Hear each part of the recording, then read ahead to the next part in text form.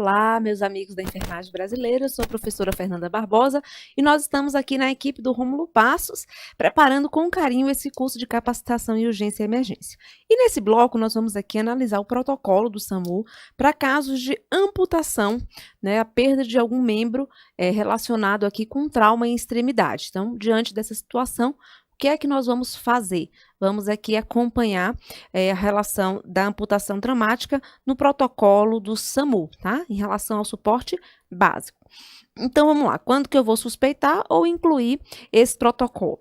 Quando na avaliação de um membro traumatizado, o profissional se deparar com perda, remoção de uma extremidade do corpo, total ou parcial.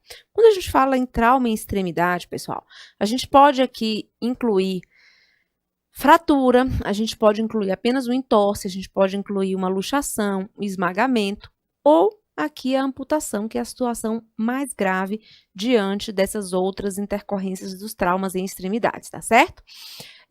Não o trauma com amputação, a gente deve ter muito cuidado com relação a risco de choque, né, pela perda de sangue desse paciente. Então, é importante focar aqui na situação que gera risco de vida para o nosso paciente, tá certo? E muitas vezes não ficar ali procurando a outra parte amputada. Então, você caminha o mais breve possível esse paciente para o atendimento definitivo daquela situação e depois que o pessoal achar, leva para o hospital a tentativa de reimplantar o membro amputado. Mas vamos aqui passo a passo no protocolo do SAMU junto comigo.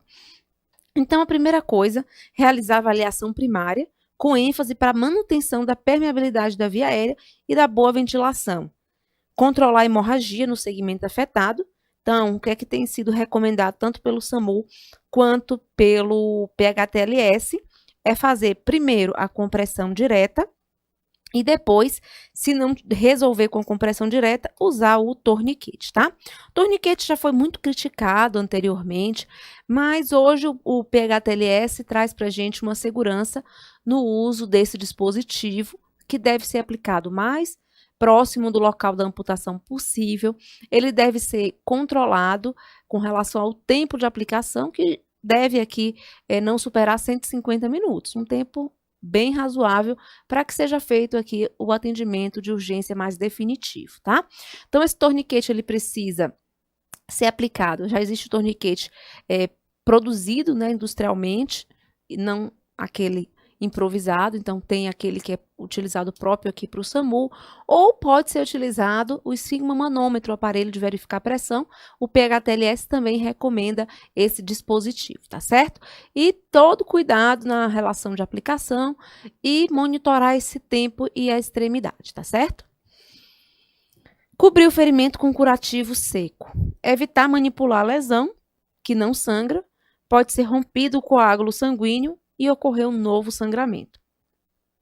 Oferecer O2 suplementar aqui por máscara não reinalante de 10 a 15 litros por minuto, se saturação menor que 94%, monitorar a oximetria de pulso, considerar a possibilidade de choque, tá? Porque o paciente está perdendo muito sangue e pode evoluir para um choque hipovolêmico aqui.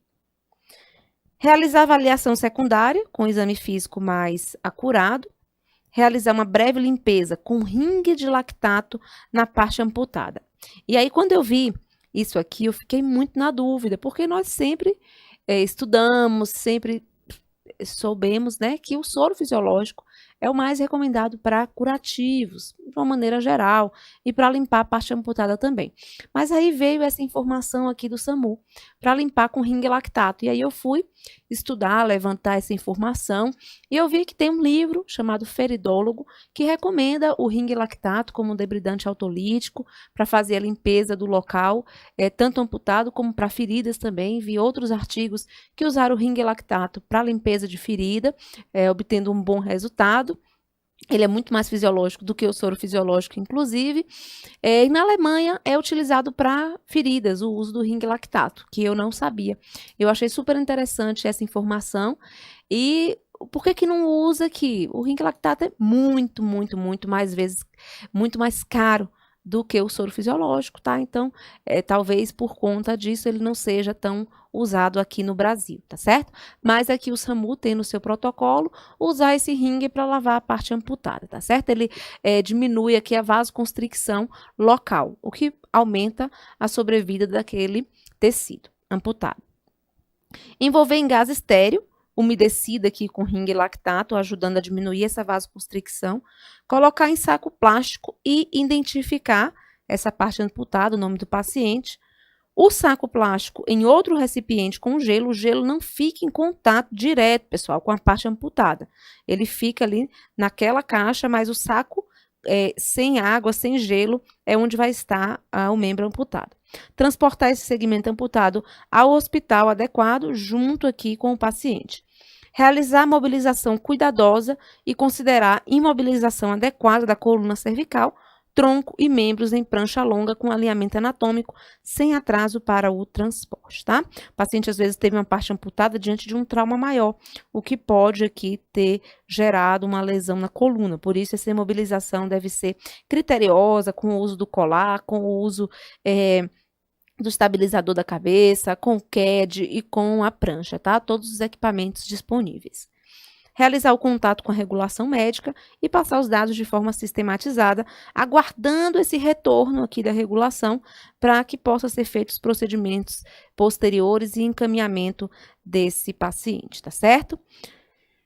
Então, finalizamos o nosso atendimento diante da situação de uma amputação traumática, tá certo? Que envolve aqui um trauma de extremidades. Um abraço, pessoal, e até as próximas aulas.